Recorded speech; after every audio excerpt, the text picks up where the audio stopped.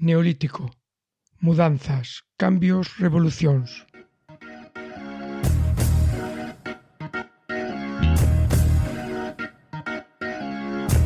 Historia Takeaway.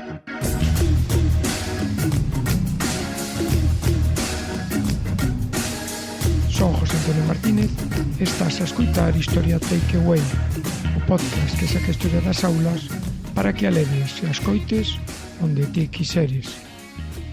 Falábamos noutro episodio, no primeiro desta serie que estamos a dedicar á historia de España, do Neolítico. Presentábamos ali a súa chegada á península, as súas etapas, as súas características. Mas neste episodio queremos profundar un pouco máis nas transformacións, nas mudanzas que este período histórico trouxo consigo. Sabías que hai quen fala de revolución neolítica? Pois falaremos dos cambios e das transformacións que supuxo o Neolítico, o que nos permitirá tamén presentar algunhas ideas que nos explican como se construe e como se ensina a historia. Neolítico, o termo. Hai que remontarse ao século XIX para atopar por primeira vez o termo neolítico. É un invento, poderíase dicir así, dun inglés, Sir John Lubbock, de familia nobre e un home moi polifacético, xa que traballou na banca, dedicouse á política e destacou como filántropo e no que nos interesa, como un namorado non só da arqueoloxía, senón tamén da etnografía e da bioloxía. Pois este inglés, en 1865, publicaba a obra Prehistoric Times, onde aparecían tanto o termo de neolítico como a de paleolítico, nos que dividía a idade de pedra, a prehistoria. Neolítico, unha etapa con algo novo, pedra nova fronte a pedra vella. Isto tivo éxito, tanto que se mantén a grandes trazos na actualidade. Si, ti o estudaches como a min estes dous períodos. Pero por que aparece o Neolítico? Porque nas escavacións arqueolóxicas aparece un novo xeito de traballar as ferramentas. A pedra pulimentada substitúe a pedra tallada característica do período anterior. É dicir, o Neolítico sería o resultado dunha transformación tecnolóxica. Unha transformación que non se limitaría só á pedra. Nos cementos tamén aparecerían restos cerámicos. A existencia de cerámica, outro avance tecnolóxico, sería un dos elementos para marcar se un xacemento podería ser considerado neolítico ou non. Hai que entender a orixe do termo neolítico no interese que tiña no século XIX por establecer unha clasificación das etapas históricas e polo desenvolvemento que se estaba a dar da arqueoloxía. Neste século era dominante a concepción da historia baseada na idea dun progreso lineal da humanidade. As sociedades irían mudando, evolucionando, co paso do tempo, para se facer mellores e máis complexas. O perfeccionamento técnico que amosaba a aparición da pedra pulimentada e tamén da cerámica era unha boa proba desta evolución. Estaríamos, entón, entre o Paleolítico e a Idade dos Metais, onde o progreso levaría a un novo avance tecnolóxico. Detrás desta idea da historia como progreso lineal, atoparíamos tanto as ideas da Ilustración como o éxito que tiña a recente teoría da evolución de Darwin.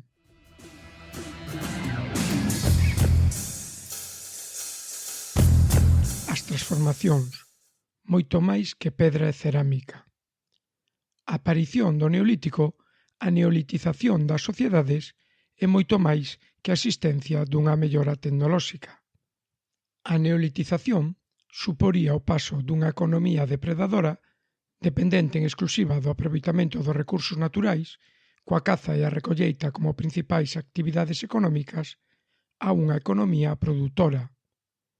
O Neolítico sería así o período da historia onde se adopta o sistema económico baseado na agricultura e na gandaría, así como a vida sedentaria nas aldeas. Podemos condensar en 5 puntos as transformacións que se deron para considerarmos un determinado grupo humano como a neolítico. 5.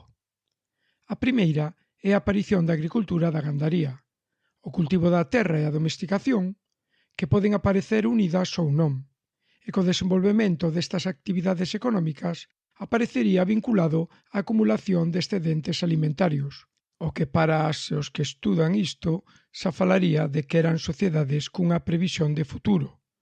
Aforran para o que puider vir. A segunda grande mudanza é a tendencia destes grupos ao sedentarismo, creándose, finalmente, poboados estables. E así, a poboación medraría. O crecemento demográfico é a terceira gran transformación, vinculada tamén ás novas actividades económicas. Como cuarto cambio, tamén contamos con mudanzas na organización social, falándose xa da aparición de desigualdades sociais. E, finalmente, poderíamos falar do xurdimento de novas formas de comportamento relixioso como que xa coñecedes do megalitismo.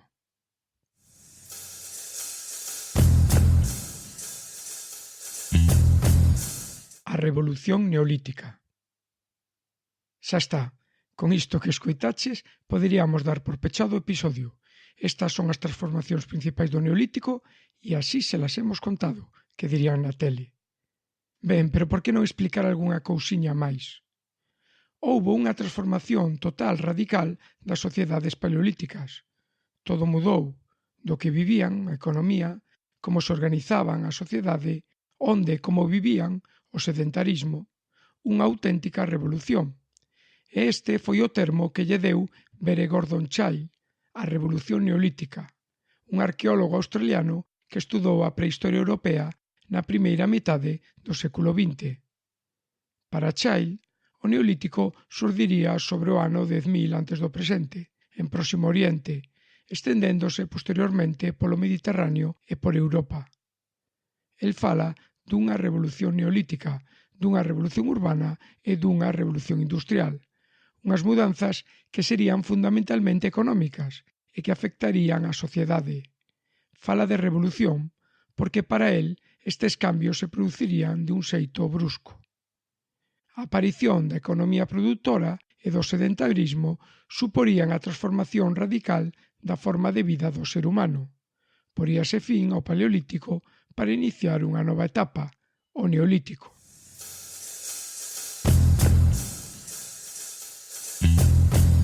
Non é todo tan doado. A historia avanza que é unha barbaridade. Se colledes os libros da ESO, de primeiro, claro, veredes que aínda se segue a explicar isto da Revolución Neolítica. Mais hai quen non fala disto, non hai unanimidade para aceptar o termo Revolución Neolítica. Queredes saber por qué? Porque xa se sabe que este cambio non foi ni tan rápido nin aconteceu do mesmo xeito en todos os lugares. Tamén porque hai probas de que estas transformacións non supuseron o abandono de todas as anteriores formas de vida. Mantivéronse a caza, a recolleita, mesmo a existencia de povos nómades, polo que non se podería falar de cambio radical. Isto dos estudos históricos é tremendo. Están a avanzar de tal xeito que aquilo que estudamos na ESO xa está desactualizado, debido ás novas descubertas arqueolóxicas e dos estudios e análisis do ADN dos restos que se están a topar. Todo o que vos vou contar aquí, a min obrigaron a estudar como seguro, mais hoxe está en cuestión. E que? A aparición da agricultura. A aparición, sabedes que se di, acabamos de dicilo, que se producía no Neolítico. Teríamola co cultivo de cereais, en concreto o trigo silvestre o orso, no 9º milenio antes de Cristo. Pois xa temos evidencias da existencia de pan para o período anterior ao Neolítico, o Mesolítico. E que pasa coa gandaría? Pois aínda que tamén se fala do Neolítico como o momento da domesticación dos primeiros animais, a cabra salvaxe, a ovella salvaxe, a que seguirían outros como a uro ou o xabarín, que son os actuais boi e porco, pois resulta que xa se atoparon restos tamén no período Mesolítico. Cal sería o primeiro animal domesticado? O can.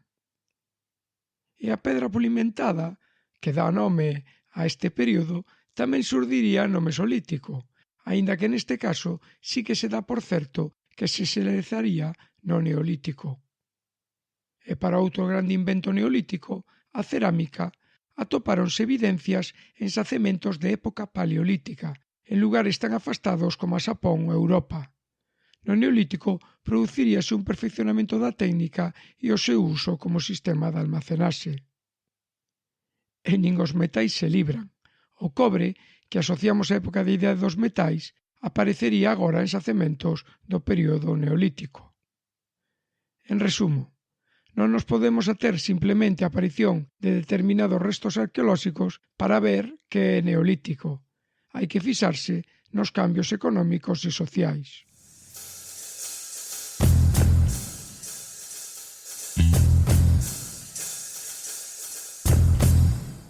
Por que aparece o Neolítico? Suposicións, hipóteses e teorías. Xa sabemos as transformacións económicas, sociais, de pensamento e de crenzas que acompañan ao Neolítico. Hai probas, está estudado. Mais por que sucedeu todo isto? Cales foron as causas destas transformacións? Pois existen variadas hipóteses, teorías, mais ningunha concluínte. Necesitaríamos moitas horas para abordalas en profundidade, polo que aquí suimos presentala para que polo menos nos soen de algo. E dígovolo sinceramente, a min, cando estudaba, só me falaron da primeira, e cando só te explican unha, asumes que é a única. Comezamos polas causas de orde climática, a teoría do oasis. Esta foi a que durante moito tempo crin que era a única, e penso que segue a ser así, polo menos a máis coñecida. O seu autor é Gordon Chile, o que acuñou o termo de revolución neolítica. A explicación é fácil. A orixe do Neolítico estaría no cambio climático. O aumento da temperatura e da desertización levaría a que na zona do Oriente Próximo se concentrasen plantas, animais, así como seres humanos, nos únicos puntos con auga, os oasis. A interacción entre eles, neste reducido espazo, levaría ao xurdimento da agricultura e da gandaría. Pois aínda que se coñeza como teoría do oasis, ficou nunha simple hipótese. Chile non tiña ningún dato cando a propuso, e os que na actualidade existen desminten totalmente a hipótese. Nos xacementos onde comezou a produción agrícola e gandeira non eran desérticos. Outro autor, Brightwood, insiste nas causas ecolóxicas coa chamada teoría das áreas nucleares. Ten en común co anterior que indica que a orixe estaría en Oriente Próximo, mas tampouco aporta ningún dato que a poida soster. Para este autor, sin existir desertización ni cambio brusco, sí que se deron as circunstancias favorables para que aparecese a agricultura, coa existencia de agrotipos anteriores. Por qué? Pois non o explica. Outros autores buscaron a explicación en factores relativos á poboación, as causas demográficas. Aquí falaríamos da chamada teoría das zonas marxinais, de Binford. A idea é que a cantidade de poboación equilíbrase cos recursos existentes. Unha mellora climática que aconteceu no Holoceno provocaría un aumento tanto dos recursos como da poboación. Ao haber unha maior poboación, para se poder manter, tería que aparecer a produción. O problema é que non é quen de explicar se a poboación pode chegar a ser superior que os recursos dispoñibles, ou tampouco como aumentou a poboación. Outra teoría relacionada cos cambios da poboación é a teoría da presión demográfica, teoría da saturación de Cohen. Cal é a diferenza co anterior? Intenta dar unha explicación global, a escala mundial, saíndose do Oriente Próximo. Defende que a fins do Pleistoceno produciríase un crecemento demográfico que levaría a unha saturación, non a un desequilibrio. Aí aparecería a produción de alimentos para subsistir. Mais o pequeno problema desta teoría é que non existen probas desta saturación. Existen outras teorías que se afastan do simplemente económico para introducir factores sociais, como a proposta por Barbara Bender. Está en contra das teorías baseadas no aumento demográfico e as que presentan as sociedades produtoras enfrontadas ás depredadoras, que funcionarían como compartimentos estancos excluíntes.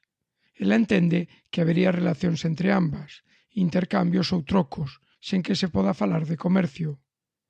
Isto permitiríalles mellorar as condicións de vida e de subsistencia. Serían que han de pasar as sociedades produtoras cun desenvolvemento simplemente social. Mas nesta teoría tampouco se nos fala das causas. E hai máis teorías, como a que propón Alain Testar, que pon na capacidade de ter excedentes e de almacenamento por parte dun grupo humano como a orixe do Neolítico. Aí surdiría o Neolítico.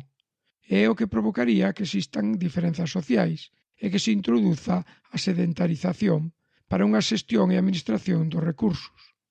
Serán estas economías sedentarias con almacenamento as que permitirán a expansión demográfica e a auxe das economías agrícolas. E aínda nos quedaría por presentar a teoría do seleccionismo cultural, vinculada ao neodarwinismo. Entende as culturas como algo semellante aos xenes. Os cambios culturais poden prosperar ou non dependendo do medio cultural. Se hai vantaxes, xeralizaríanse e estenderíanse. Isto é moito. Podemes facer un resumo? Resumindo, moitas son as certezas sobre o Neolítico, mas aínda fica moito por avanzar e investigar. O coñecemento da prehistoria está aberto a novas descubertas e investigacións. Como poderíamos concluir? O que acontece co Neolítico é revolucionario.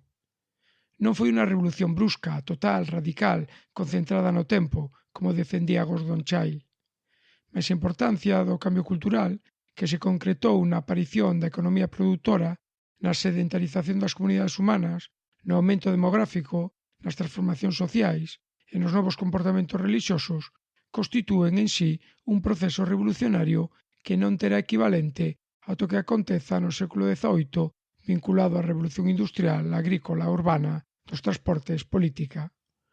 Mais iso é outra historia, ou a mesma, mais noutro episodio. Este episodio xorde dunha pregunta sobre o podcast onde falamos do Neolítico en España. Que cambios se producen nesta época? Non sei se fun quen de responder, mas este era o obxectivo do que aquí contamos. Como sempre digo, se algo non queda claro, non dubides en mo preguntar. Onde? Pois a través do correo electrónico facemoshistoria@facemoshistoria.gal, en Twitter @facemoshistoria, na web facemoshistoria.gal, ali onde apareza Facemos Historia. Vémonos, escoitámonos.